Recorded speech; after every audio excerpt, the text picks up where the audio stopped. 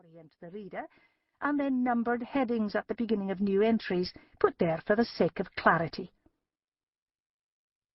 Denise Mina, Glasgow, 2002.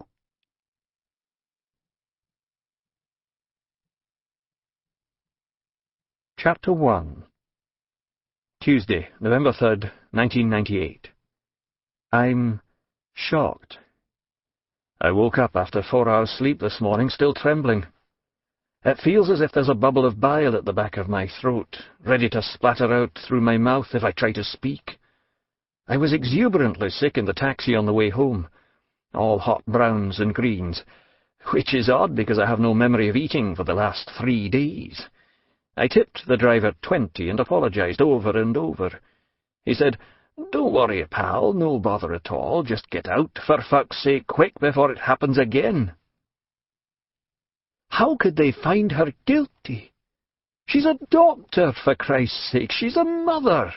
We're both professional people. Things like this don't happen to people like us. Now I understand why mothers stand over dead children and shout, "No!" as if their soul were exploding. It's a primordial urge. Fate has made a terrible mistake and needs to be informed. In a just world, this could never happen. The courtroom was packed for the verdict. Even the policemen from the other courts snuck in to stand at the back in the dark. The public galleries seemed to include the same faces each day, but they must have changed. The line was 100, 200 yards long every morning. A ragged, untidy sneak of people having one last cigarette, nodding and chatting to the people before and aft, sometimes hunched against a hard rain, sometimes upright as meerkats in the morning sun, ready to come and sit in the warm, watching our lives being ripped apart as they nibbled their candies and nudged one another. Almost all were quite old. I wondered if that's the optimum age for shamelessly indulging in ghoulish interests, but they're probably retired or unemployed, and have more time for such activities than young people. Surprisingly few of the audience were journalists. From the extent of the coverage, you'd think every hack in the country was there. The journalists stood out because they were there for a purpose, bored and bent over notepads, scribbling in shorthand, glancing up every so often when a new player appeared. A larger portion of the crowd watched in shiny-faced amazement. A bald man who smelled like mustard always managed to inveigle his way to the front row. He seemed to know everyone. A recurrent group of 3 septuagenarian women saved places for each other in line. They all had the same tight, white perm. One afternoon one of the ladies brought fruit scones for them to eat with their cups of tea from the machine in the lobby. She had buttered them and wrapped them individually in cellophane. They tittered and giggled as they ate. I was sitting on the bench across the corridor from them, thinking to myself, they'll remember this trial because of the scones. My life's being fucked ragged, and all they'd remember are the fruit scones and their chum's winsome wit in bringing them each a funny little snack. I sat through the 2 weeks alone, the sole representative of Susie's family. She waved to me, made faces, and occasionally turned for a reaction. I pretended to be a journalist with exclusive access and wrote everything down in a poor man's impression of shorthand. JST, SHRT, WDS, RLLY. The newsmen had worked out that I was her husband at the start of the case. They realized during the first day because they saw me talking to Fitzgerald during the breaks. Fitzgerald has become a bit of a celeb during the trial. He was lampooned in the press last Sunday. A cartoon showed his headmasterish scowl and his big grey eyebrows, dressed in lawyer's robes, driving an expensive sports car with "Appeal" written on it, and money flying out of the back. They're never, ever funny, those cartoons. The journalists approached me at the start of the trial. Some even slipped notes into my hand like lovesick schoolgirls. The answering machine is choked with messages every day. They want to buy my story or get some sort of comment about each new development. They offer money, fame, a chance to have my say.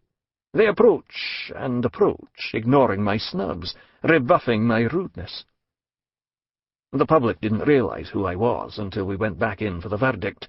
when the journalists shouted questions at me outside the court.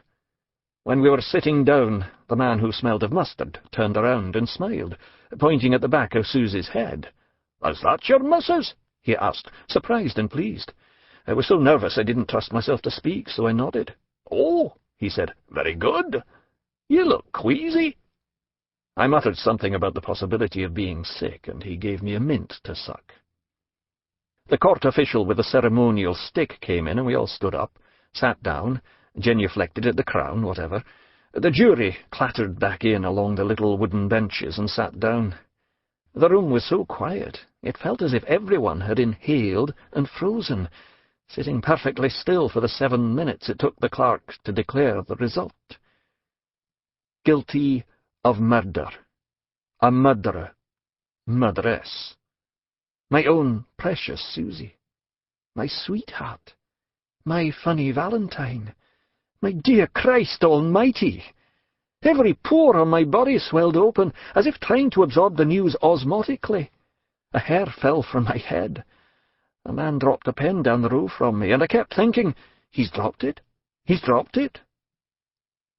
Susie turned slowly in her chair, her black hair sliding off her shoulder like a lazy oil slick, the flannel of her pale grey suit jacket folding perfectly into tiny, consecutive waves below her shoulder blade. She looked back at me, horrified and helpless. Instinctively I reached out to touch her and smashed my knuckles loudly on the glass barrier. In the tense hush of the courtroom it sounded as if I were rapping jauntily on the glass to get her attention. Everyone, the journalists, the old women, even the old man, stared at me disapprovingly. It was the most private, despairing, appalling moment of our lives, and yet they sat there watching us, disapproving of my reaching over to give a last free embrace to my darling wife. It was like watching a loved one die on the pitch at Wembley and then being criticised for your technique. Finding me a disappointment, as ever, Susie seemed to shrink to half size, to look more alone than before in her big wood and glass playpen. Sad and defeated, she dropped her eyes to her lap and turned away from me. My hand was throbbing. Everyone stood up. I felt as if I were sinking into a grave. Sentencing has been deferred until psychiatric and social reports can be drawn up. Exactly the same sort of reports that she used to draw up herself for a living.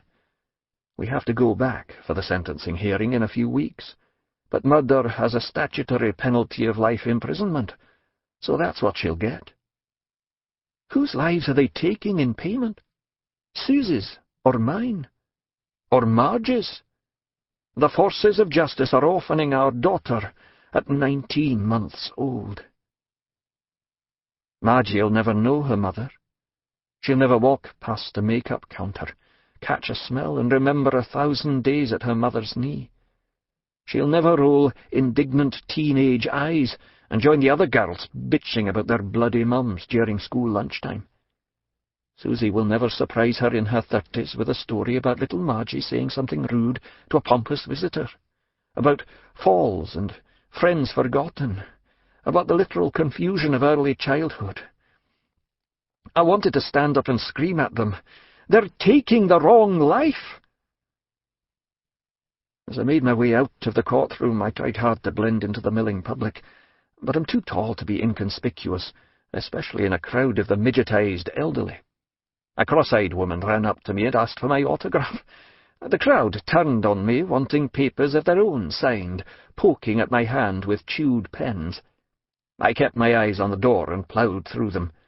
What does my autograph mean? Do they want a bit of me? It can't be saleable, surely. The lobby was quieter than usual.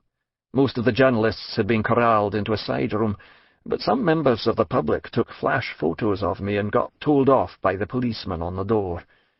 Fitzgerald took me aside to brief me, but I couldn't hear the words he was saying, just a vague, rumbling mumble from a mile away about an appeal and statements for the press. To my surprise, I found I was nodding, and then shook my head violently. What the fuck was I agreeing to? It felt like one of those no-trousers-at-assembly dreams I used to have. I managed to rub my 10-ton lips together. "I can't speak,"